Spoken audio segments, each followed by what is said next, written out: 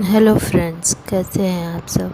आइए सुनते हैं चंद्रधर शर्मा गुलेरी की कहानी। उसने कहा था, बड़े बड़े शहरों के इक्के गाड़ी वालों की जबान के कोड़ों से जिनकी पीठ छिल गई थी और कान पक गए हैं, उनसे हमारी प्रार्थना है कि अमृतसर के तंबू काट वालों की बोली का मरहम लगावें। जब बड़े बड़े शहरों की चौड़ी सड़कों पर घोड़े की पीठ को चाबुक से धुनते हुए इक्के वाले कवि घोड़े की नानी से अपना निकट संबंध स्थिर करते हैं, कभी राह चलते पैदलों को आँखों के न होने पर तरस खाते हैं, कभी उनके पैरों की उंगलियों की ग्लानि निराशा और क्षोभ के अवतार बने नाक की सीध चले जाते हैं, तब अमृतसर में उनकी बिरादरी वाले तंग चक्कादार गलियों में हर एक लड़ी वाले के लिए ठहर कर सब्र का समुद्र उमड़ा कर, बच्चों खालसा जी, हटो भाई जी, ठहरना माई जी, आने दो लाला जी, हटो बाछा, कहते हुए सफ़ेद भेंटों, खच्चरों और बत्तखों, गन्ने और खोमचे और भारों वालों के जंगल से राह खेते हैं। क्या मजाल है कि जी और साहब बिना सुने किसी को हटाना पड़े। यह बात नहीं कि उनकी जीभ चलती ही नहीं, चलती है पर मीठी छुरी की तरह महीन मार करती है। यदि कोई बुढ़िया बार बार चितौनी देने पर भी लीक से नहीं हटती, तो उनकी बचनावली के ये नमूने हैं। हट जा जीड़े जोगिए, हट जा करवा बालिए, हट जा पुतिया प्यारिए, बच जा लंबी बालिए। समष्टि में इसका अर्थ है कि तू जीने योग्य है, तू भाग्यों वाली है, पुत्रों को प्यारी है। लंबी उम्र तेरे सामने है, तू क्यों मेरे पहिए के नीचे आना चाहती है। ऐसे बम्बू काट वालों के बीच से होकर एक लड़की और एक लड़का चौक की एक दुकान पर आ मिले। उसके बालों और उसके ढीले सुथले से जान पड़ता था कि दोनों सिख हैं। वह अपने मामा के केस धोने के लिए दही लेने आया था और यह रसोई के लिए बढ़िया। दुकानदार एक परदेसी से गुथ रहा था जो शेर भर गीले पापड़ों की गड्डी को गिने बिना हटता न था। तेरे घर कहाँ है। मगरे में। और तेरे माझे में। यहाँ कहाँ रहती है। अवतार सिंह की बैठक में। वे मेरे मामा होते हैं। मैं भी मामा के यहाँ आया हूँ। उनका घर गुरु बाजार में है। इतने में दुकानदार निपटा और इनका सौदा देने लगा। सौदा देकर दोनों साथ चले। कुछ दूर जाकर लड़के ने मुस्कुराकर पूछा, तेरी कुड़माई हो गई। इस पर लड़की कुछ आंखें चढ़ाकर धत कहकर दौड़ गई और लड़का मुंह देखता रह गया। दूसरे तीसरे दिन सब्जी वाले के यहाँ, दूध वाले के यहाँ अकस्मात दोनों मिल जाते। महीने भर यही हाल रहा। 2-3 बार लड़के ने फिर से पूछा, तेरी कुड़माई हो गई। और उत्तर में वही धत मिलता। एक दिन फिर लड़के ने वैसे ही हंसी में चिढ़ाने के लिए पूछा। तब लड़की लड़के की संभावना के विरुद्ध बोली, हाँ हो गई। कब। कल। देखते नहीं रेशम से कढ़ा हुआ सालू। लड़की भाग गई। लड़के ने घर की राह ली। रास्ते में एक लड़के को मोरी में ढकेल दिया। एक छबड़ी वाले की दिन भर की कमाई खोई। एक कुत्ते पर पत्थर मारा और एक गोभी वाले के ठेले में दूध उड़ेल दिया। सामने नहाकर आती हुई किसी वैष्णवी से टकरा कर अंधे की उपाधि पाई। तब कहीं घर पहुंचा। राम राम, यह भी कोई लड़ाई है। दिन रात खंदकों में बैठे हड्डियां अकड़ गई। लुधियाने से 10 गुना जाड़ा, मेह और बर्फ ऊपर से पिंडलियों तक कीच में धंसे हुए हैं। गनीम कहीं दिखता नहीं। घंटे 2 घंटे में कान के पर्दे फाड़े धमाके के साथ सारी खंदक हिल जाती है और 100 गज धरती उछल पड़ती है। इस गैबी गोले से बचे तो कैसे लड़े। नगर कोट का जलजला सुना था। यह दिन में 25 जलजले होते हैं।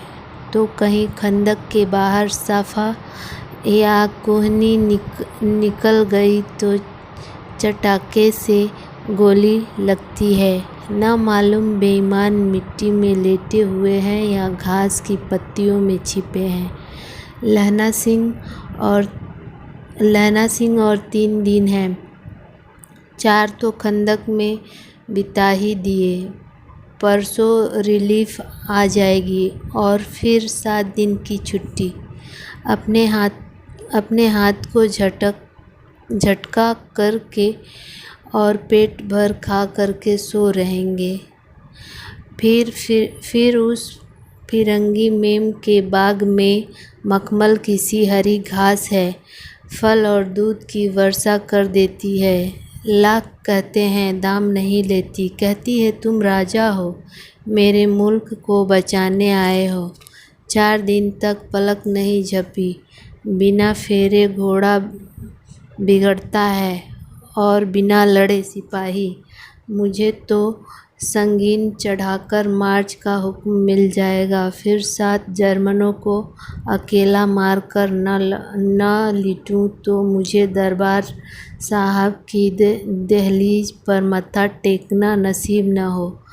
पाजी कहीं के कलों के घोड़े संगीन देखते ही मुंह फाड़ देते हैं और पैर पकड़ने लगते हैं। यूं अंधेरे में 30 मन का गोला फेंकते हैं। उस दिन धावा किया था। 4 मील तक एक जर्मन नहीं छोड़ा था। पीछे जनरल साहब ने हट आने का कमान दिया, नहीं तो सीधे बर्लिन पहुंच जाते। क्यों? सूबेदार हजारा सिंह ने मुस्कुराकर कहा। लड़ाई के मामले जमादार या नायक के चलाए नहीं चलती।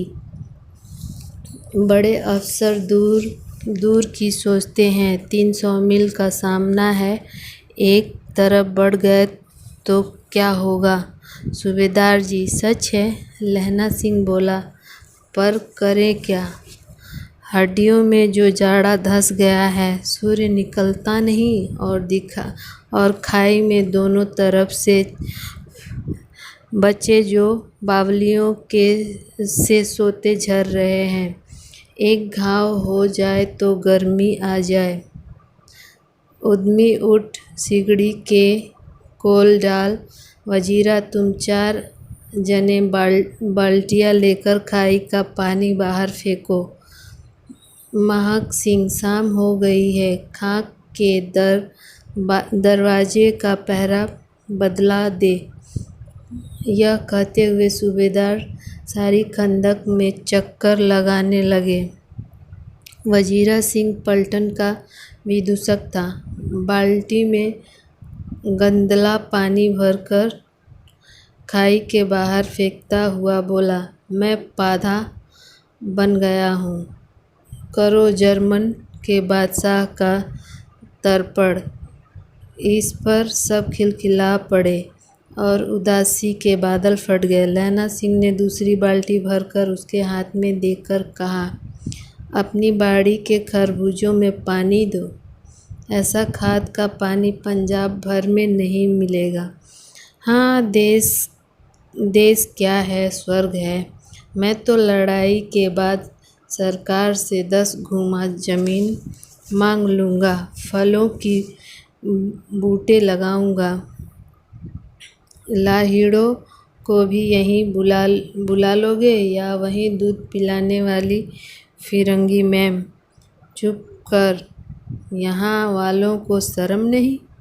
देश देश की चाल है, आज तक मैं उसे समझ न सका। न सिख तंबाकू ही पीते हैं, वह सिगरेट देने में हट करती है, होठों में लगाना चाहती है और मैं पीछे हटता हूँ तो समझाती है राजा बुरा मान गया, अब मेरे मुल्क के लिए लड़ेगा नहीं। अच्छा, अब बोधा सिंह कैसा है? अच्छा है, जैसे मैं जान ही ना हो। रात भर तुम अपने दोनों कंबल उसे उड़ाते हो और फिर आप सिगड़ी के सहारे गुजारा करते हो। उसके पहरे पर आप पहरा देते हो, अपने सूखे लकड़ी के तख्तों पर उसे सुलाते हो। आप कीचड़ में पड़े रहते हो, कहीं तुम न मांदे पड़ जाना। जाड़ा क्या है, मौत है, और निमोनिया से मरने वालों को मुरव्वते नहीं मिला करते।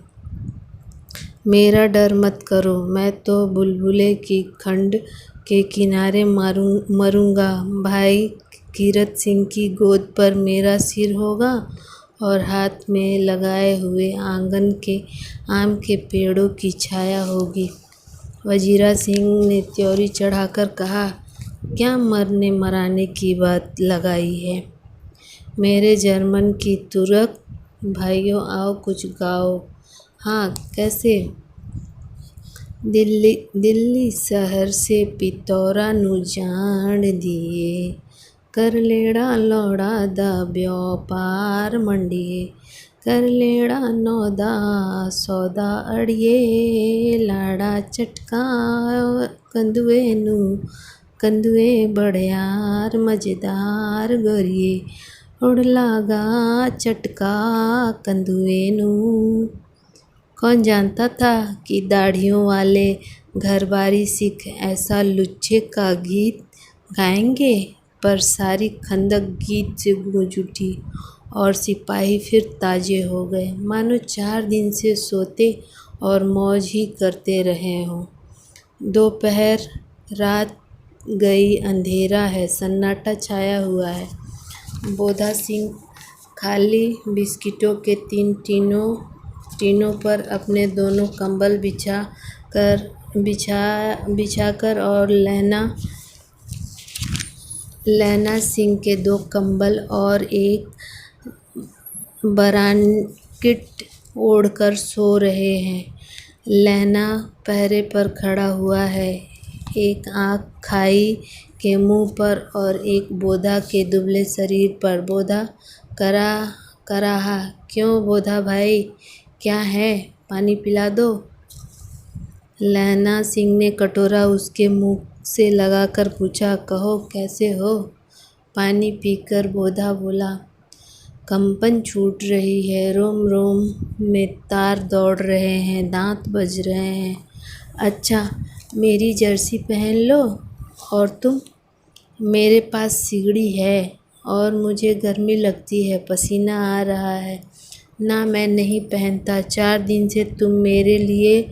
हाँ, याद आई, मेरे पास दूसरी गर्म जर्सी है, आज सवेरे ही आई है, विलायत में मेम बुनकर भेजी है, गुरु उनका भला करे। यूँ कहकर लहना अपना कोट उतारकर जर्सी उतारने लगा। सच कहते हो और नहीं झूठ? यूँ कहकर नाहीं करते बोधा को उसने ज़बरदस्ती जर्सी पहना दी और आप खाली कोट और जीन का कुर्ता भर पहन कर पहरे पर आ खड़ा हुआ। मेम की जर्सी की कथा केवल कथा थी। आधा घंटा बीता, इतने में खाई के मुंह से आवाज़ आई, सूबेदार हजारा सिंह। कौन? पलटन साहब, हुकुम हुजूर कहकर सूबेदार तनकर फौजी सलाम करके सामने हुआ। देखो, इसी दम धावा करना होगा। मील भर की दूरी पर पूरब के कोने में एक जर्मन खाई है, उसमें 50 से जिहाद जर्मन हैं। इन पेड़ों के नीचे नीचे 2 खेत काटकर रास्ता है, 3-4 घुमाव है। जहाँ मोड़ है वहाँ 15 जवान खड़े कर आया हूँ। तुम वहाँ 10 आदमी छोड़कर सबको साथ ले उससे जा मिलो। खंदक छीनकर वहीं जब तक का दूसरा हुक्म ना मिले डटे रहो। हम यहाँ रहेगा। जो हुक्म। चुपचाप सब तैयार हो गए। बोधा भी कंबल उतार कर चलने लगा। तब लहना सिंह ने उसे रोका। लहना सिंह आगे हुआ तो बोधा के बाप सूबेदार ने उंगली से बोधा की ओर इशारा किया। लहना समझकर चुप हो गया। पीछे 10 आदमी कौन रहे, इस पर बड़ी हुज्जत हुई। कोई रहना न चाहता था। समझा बुझाकर सूबेदार ने मार्च किया। पलटन साहब लहना की सिगड़ी के पास मुंह फेर कर खड़े हो गए और जेब में सिगरेट निकालकर सुलगाने लगे। 10 मिनट बाद उन्होंने लहना की ओर हाथ बढ़ाकर कहा, लो तुम भी पियो।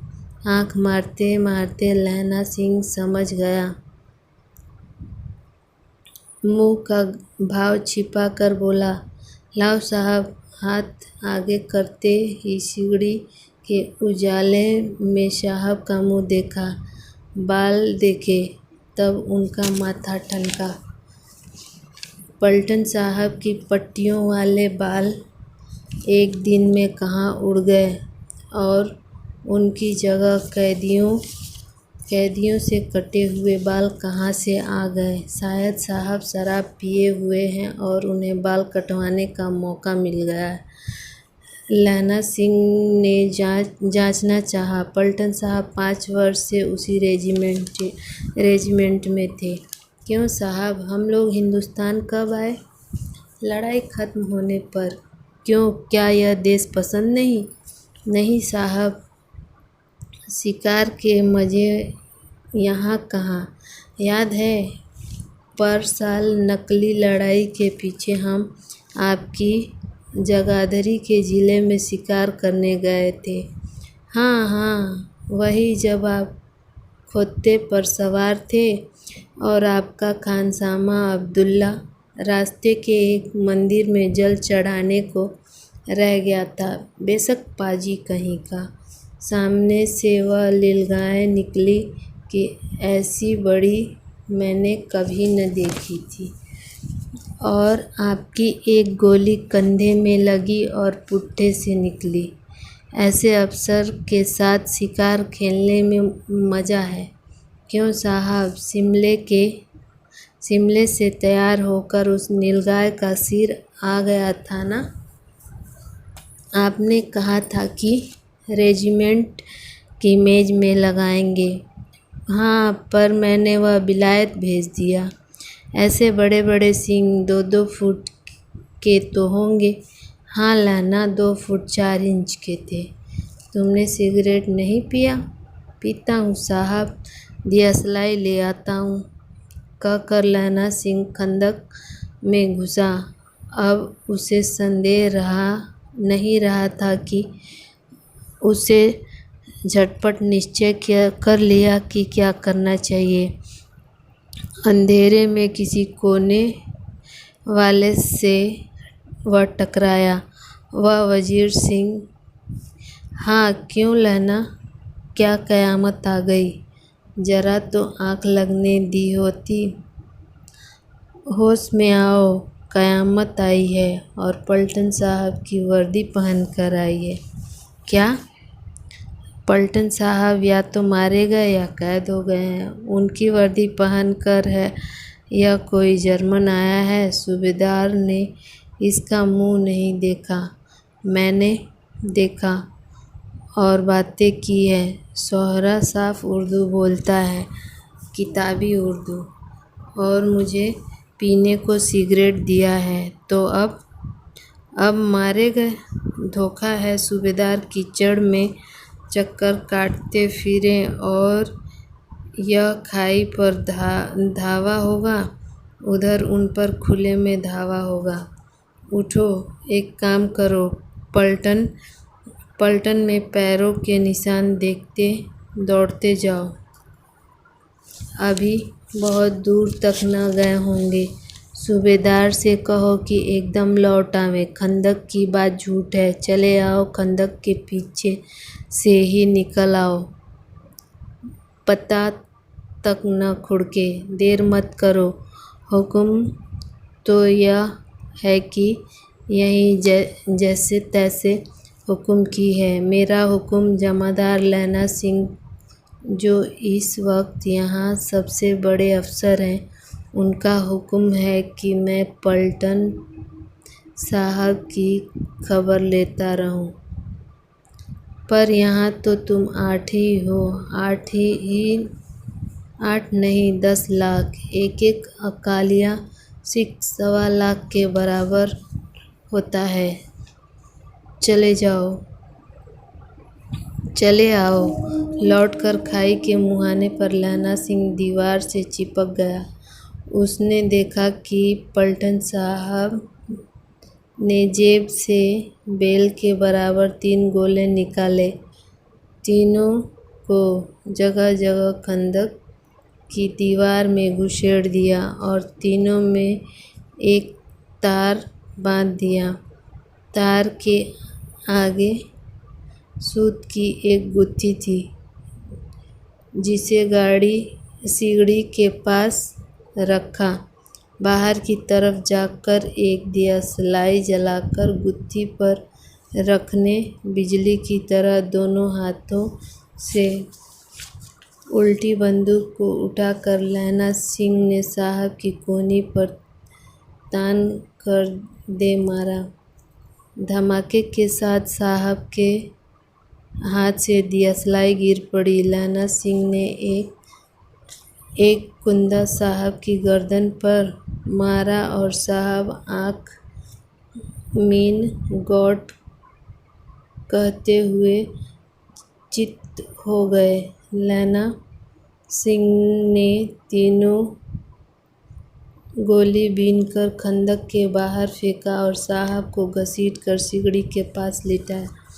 जेबों की तलाशी ली। 3-4 लिफाफे और एक डायरी निकालकर उन्हें अपनी जेब के हवाले किया। साहब की मूर्छा हटी। लैना सिंह हंसकर बोला, क्यों पलटन साहब, मिजाज कैसा है? आज मैंने बहुत बातें सीखी। यह सीखा कि सिख सिगरेट पीते हैं। यह सीखा कि जगाधरी के ज़िले में नीलगाय होती हैं और उसके 2 फुट 4 इंच सींग होती है। यह सीखा कि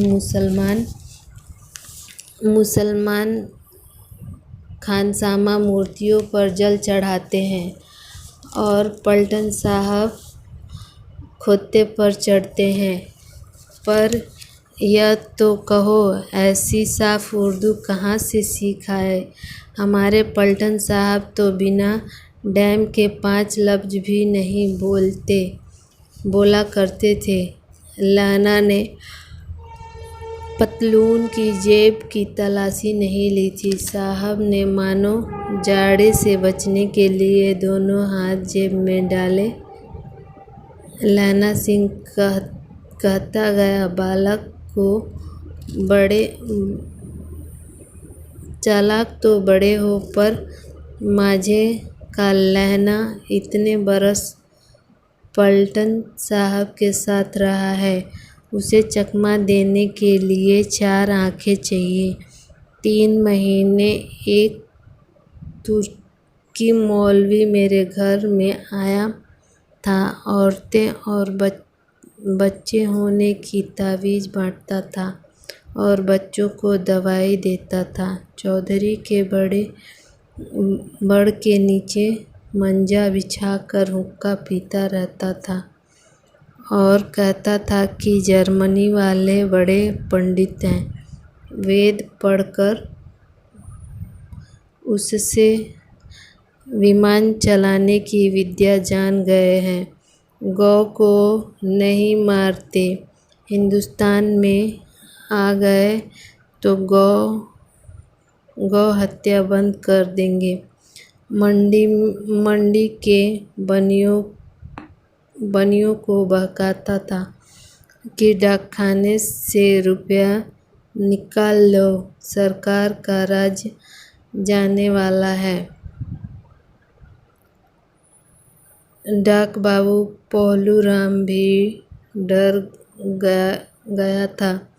मैंने मुल्ला जी की दाढ़ी मूड़ दी थी और गांव से बाहर निकल कर कहा था कि जो मेरे गांव में अब पैर रखा तो साहब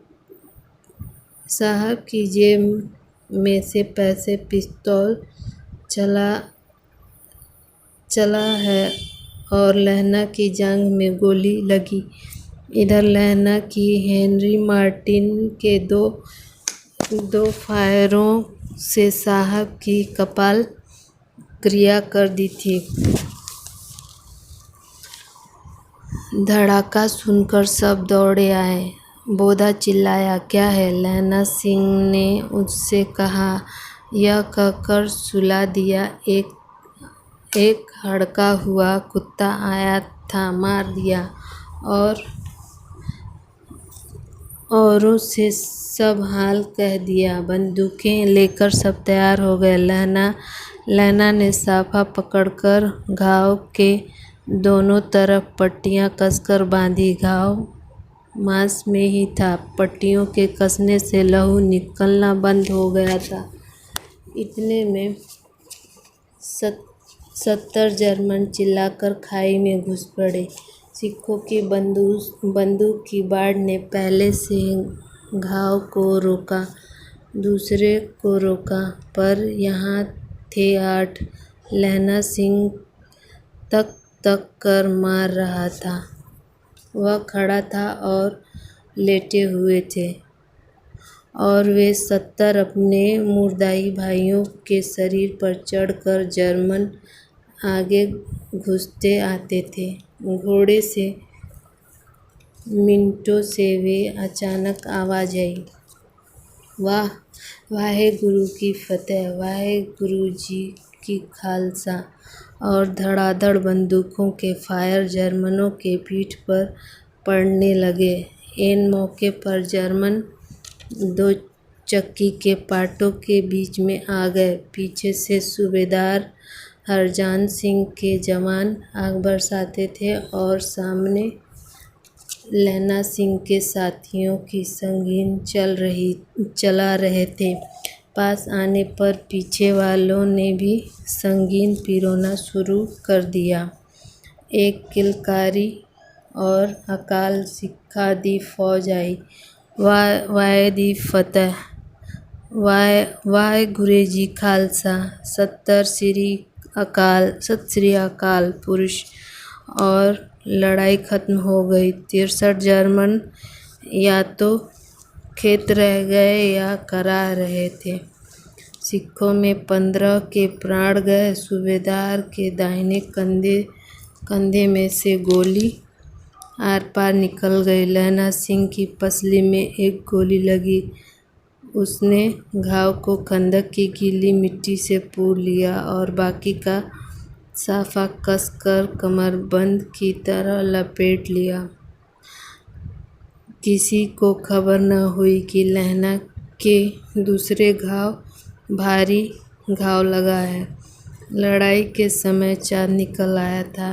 ऐसा चाँद जिसके प्रकाश में संस्कृत कवियों का दिया हुआ छई नाम सार्थक होता है। और हवा ऐसे चल रही थी जैसी बाढ़ भट्ट की भाषा में किंवदंती उपदेशाचार्य कहलाती। वजीरा सिंह कह रहा था कि कैसे मन भर फ्रांस की भूमि मेरे बूटों से चिपक रही थी।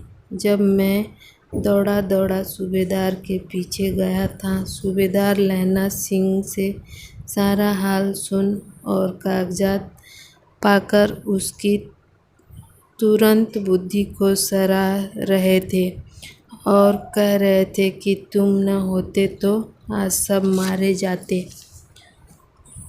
इस लड़ाई की आवाज़ तीन मील दाहिनी और खाई वालों ने सुन ली थी।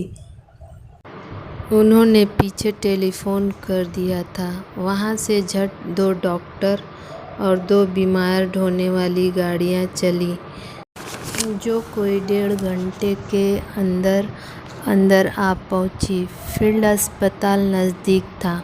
सुबह होते होते वहाँ पहुँच जाएंगे, इसलिए मामूली पट्टी बांधकर एक गाड़ी में घायल लिटाए गए और दूसरी में लाशें रखी गई। सूबेदार ने लैला सिंह की जांघ में पट्टी बांधनी चाही, पर उसने यह कहकर टाल दिया कि थोड़ा घाव है, सवेरे देखा जाएगा। बोधा सिंह ज्वर से बर्रा रहा था।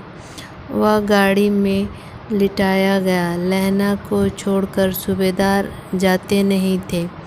यह देखकर लैला ने कहा, तुम्हें बोधा की कसम है और सूबेदारनी जी की सौगंध है, जो इस गाड़ी में चले जाओ और तुम मेरे लिए वहाँ पहुँचकर गाड़ी भेज देना। और जर्मन मुर्दों के लिए तो गाड़ियाँ आती होंगी। मेरा हाल बुरा नहीं है, देखते नहीं मैं खड़ा हूँ। वजीरा सिंह मेरे पास ही है। अच्छा, पर बोधा गाड़ी पर लेट गया। भला आप भी चढ़ जाओ। सुनिए तो, सूबेदारनी होरा को चिट्ठी लिखो तो मेरा मत्था टेकना लिख देना, और जब घर जाओ तो कह देना कि मुझसे जो उन्होंने कहा था वह मैंने कर दिया। गाड़ियाँ चल पड़ी। सूबेदार ने चढ़ते चढ़ते लैला का हाथ पकड़कर कहा, तूने मेरे और बोधा के प्राण बचाए। लिखना कैसा? साथ ही घर चलेंगे। अपनी सूबेदारनी से तू ही कह देना उसने क्या कहा था। अब आप गाड़ी पर चढ़ जाओ। मैंने जो कहा वह लिख देना और कह भी देना। गाड़ी के जाते ही लैला लेट गया। वजीरा पानी पिला दे और मेरा कमरबंद खोल दे, तर हो रहा है। मृत्यु के कुछ समय पहले स्मृति बहुत साफ हो जाती है। जन्म भर की घटनाएं एक एक करके सामने आती हैं। सारे दृश्यों के रंग साफ होते हैं। समय की धुन बिल्कुल उन पर से हट जाती है। लैला 12 वर्ष का था। अमृतसर में मामा के यहाँ आया हुआ है। दही वाले के यहाँ, सब्जी वाले के यहाँ, हर कहीं उसे एक 8 वर्ष की लड़की मिल जाती। जब वह पूछता कि तेरी कुड़माई हो गई, तब धत कहकर वह भाग जाती थी। एक दिन उसने वैसे ही पूछा तो उसने कहा, हाँ कल हो गई। देखते नहीं यह रेशम की फूलों वाला सालू। सुनते ही लैला को दुख हुआ, क्रोध हुआ। क्यों हुआ? वजीरा सिंह पानी पिला दे। 25 बरस बीत गए, तब लैला सिंह 77 राइफल जमादार हो गया है। उस 8 वर्ष की कन्या का ध्यान ही न रहा। न मालूम वह कभी मिली थी या नहीं। 7 दिन की छुट्टी लेकर जमीन के मुकदमे की पैरवी करने वह घर गया। वहाँ रेजिमेंट के अफसर की चिट्ठी मिली थी, फौज लाम पर जाती है, फौरन चले आओ। साथ ही सूबेदार हजारा सिंह की चिट्ठी मिली कि मैं और बोधा सिंह भी लाम पर जाते हैं, लौटते हुए हमारे घर होते आना। साथ चलेंगे। सूबेदार का घर रास्ते में पड़ता था और सूबेदार उसे बहुत चाहता था। लैला सिंह सूबेदार के यहाँ पहुँचा।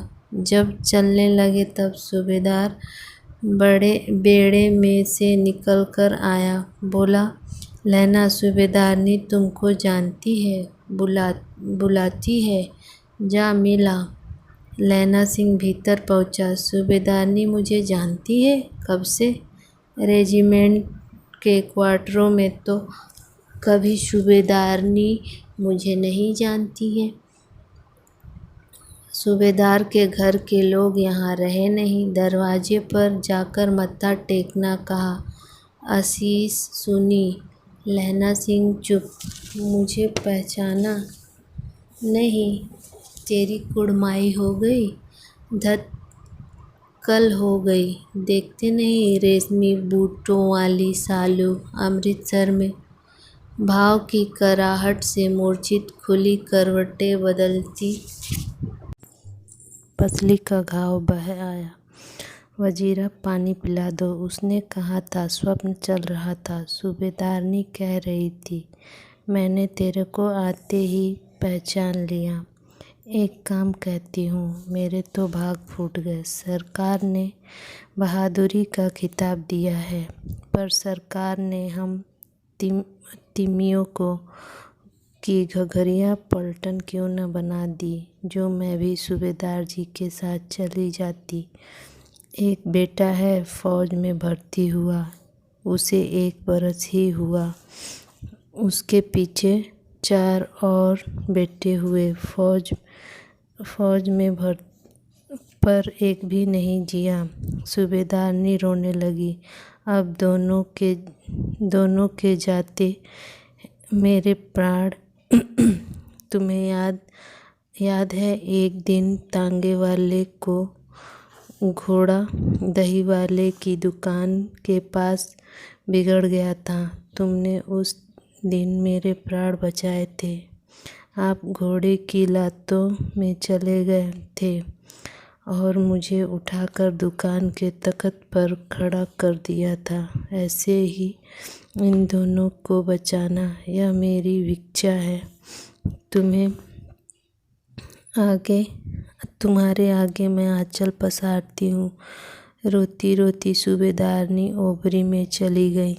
लैला भी आंसू पोंछता हुआ बाहर आया। वजीरा सिंह पानी पिया। उसने कहा था, लैला का सिर अपनी गोदी पर रखे वजीरा सिंह बैठा है। जब मांगता है तब पानी पिला देता। आधे घंटे तक लैला चुप रहा, फिर बोला, कौन? कीरत सिंह। वजीरा ने कुछ समझकर कहा, हाँ भैया, मुझे और उलचा कर ले, अपने पट्टे पर मेरा सिर रख ले। वजीरा ने वैसा ही किया। हाँ अब ठीक है, पानी पिला दे। बस अब के काढ़ में यह आम खूब फलेगा। चाचा भतीजा दोनों यहीं बैठकर आम खाना। जितना बड़ा तेरा भतीजा है उतना ही यह आम है। जिस महीने उसका जन्म हुआ था उसी महीने में मैंने इसे लगाया था। वजीरा के आंसू टपक रहे थे। कुछ दिन पीछे लोगों ने अखबार में पढ़ा, फ्रांस और बेल्जियम 68वीं सूची। मैदान में घावों से मरा नंबर 77 6 राइफल जमादार लैला सिंह। धन्यवाद। मेरी कहानी पसंद आई हो तो लाइक, सब्सक्राइब एंड शेयर कीजिए।